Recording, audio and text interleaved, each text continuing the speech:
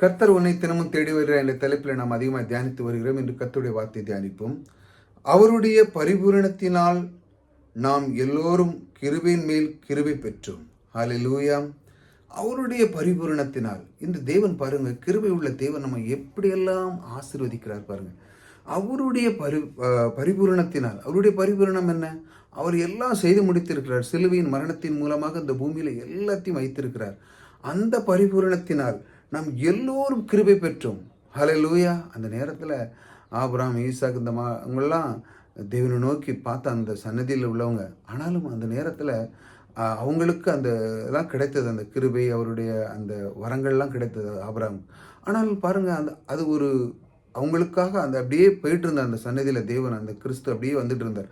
ஆனால் கிறிஸ்து வரும்பொழுது அந்த புறஜாதிகளுக்கு அந்த இல்லை அப்படின்னு சொல்லுவாங்க இஸ்ரேல் மக்கள். எங்களுக்கு தான் தேவன், உங்களுக்கு ஒன்றும் கிடையாது, நீங்கள் உங்களுக்கெல்லாம் நீங்கள் எதுவுமே கிடையாது, நீங்கள் நரகத்து போகிற ஆட்கள் அப்படின்னு அந்த மாதிரிலாம் சொல்லுவாங்க.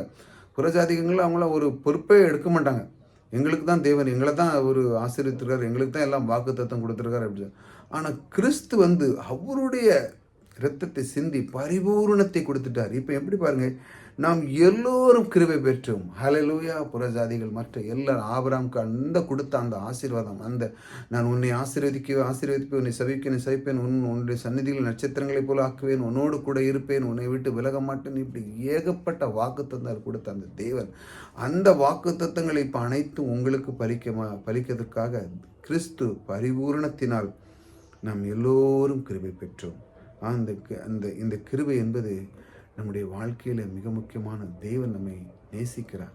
ஆகையால் நமக்குள்ள அந்த கிருபை அவர் விளங்க செய்கிறார். நமக்குள்ளே இருந்து மற்றவர்கள் எனக்குள்ள பிள்ளை பாரு, அதன் மூலமாக என்னை தெரிந்து கொள் என்று சொல்லிதான் உங்களை ஆசீர்வதிக்கிறார். குறைவுகளை நீக்கி நிறைவாக ஆசீர்வதிக்க நீங்கள்லாம் தாராளமாக கொடுத்து கொண்டிருக்கிறீர்கள். சபைகளுக்கும் மற்றவர்களுக்கும் உதவி செய்து கொண்டிருக்கிறீர்கள். அதெல்லாம் தேவன் பார்க்கிறார். உங்களுக்கு இன்னும் பரிபூரணத்தை கொடுப்பார். உங்களுக்கு ஒரு குறை வைக்க மாட்டார். செல்வத்தின் மேல் செல்வத்தை நிறைவாக்கி, உங்களுக்கு குடும்பத்திலையும் குறைவில்லாமல், வெளியும் குறைவில்லாமல், செல்வத்தில் மேல் செல்வத்தை நிறைவாக்கி கொடுக்கிற தேவன் உங்களோடு கூட இருக்கிறார். நீங்கள் எதை பற்றியும் கவலைப்படாங்க. பரிபூரணத்தினால், உங்களுடைய பரிபூரணத்திலிருந்து நீங்கள் எடுத்து கொடுக்க போறீங்க.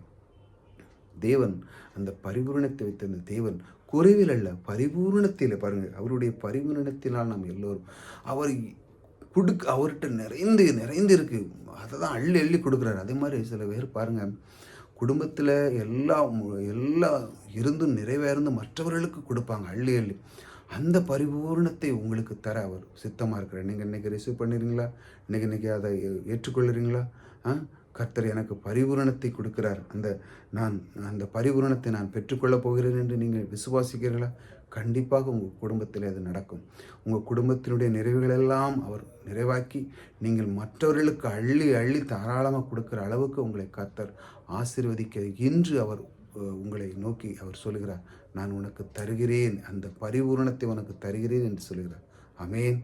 ஹல்லேலூயா. அதை நீங்கள் பெற்றுக்கொள்ளுங்கள். உங்களுக்கு பரிபூரணம் உங்கள் குடும்பத்திலே எப்பொழுதும் பரிபூரணம், குறைவே இருக்காது. சித்தப்பா, சித்தி, பெரியம்மா எல்லாத்துக்கும் நீங்கள் அள்ளி கொடுப்பீங்க. அந்த அளவுக்கு செல்வங்களைனாலும் சரிதான், அன்புனாலும் சரிதான், உறவுகளை அரவணைக்கிறனாலும் சரிதான், உங்களை மாதிரி யாருமே முடியாது. அந்த அளவுக்கு நீங்கள் ஆசீர்வாதத்தை, நீங்கள் பரிபூரணத்தையும் நீங்கள் அள்ளி மற்றவர்கள் கொடுப்பீர்கள். அது யாரிடத்திலிருந்து வருகிறது? நம் கர்த்தரிடத்தில். அதை நீங்கள் விசுவாசிக்கணும். அதை நீங்கள் விசுவாசிக்கும் பொழுது அந்த கிருபை உங்களுக்குள்ளே விளங்கும். அந்த கிருபை மூலமாக நீங்களுக்கு குறைவே இருக்காது. நீங்கள் உணவு, உடைகள் எதிலுமே குறைவே இருக்காது. நீங்கள் கொடுக்க தேவன் அவர் வல்லவர், அவர் நிறைந்து வைத்திருக்கிறார் பரிபூரணத்தை. அந்த பரிபூரணத்தை உங்கள் வீட்டிலே நிறைவேற்றுவார். அதை நீங்கள் பெற்றுக்கொள்ளுங்கள். அவருடைய ஐஸ்வர்யத்தினால் உங்களுடைய குடும்பமெல்லாம் தலை தோங்கும்.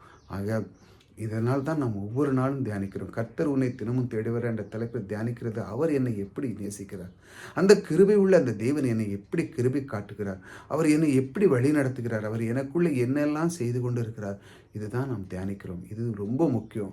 அவர் நம்மளை நேசிக்கும் பொழுது நம்முடைய வாழ்க்கை குறைவே இருக்காது. அந்த குறைவுகளெல்லாம் நீக்கி கிருபை உங்களுக்கு தருகிறார். இந்த கிருபை உள்ள தேவன் உங்களோடு கூட இருக்கிறார். கர்த்தர் உங்களை ஆசீர்வதிப்பார்.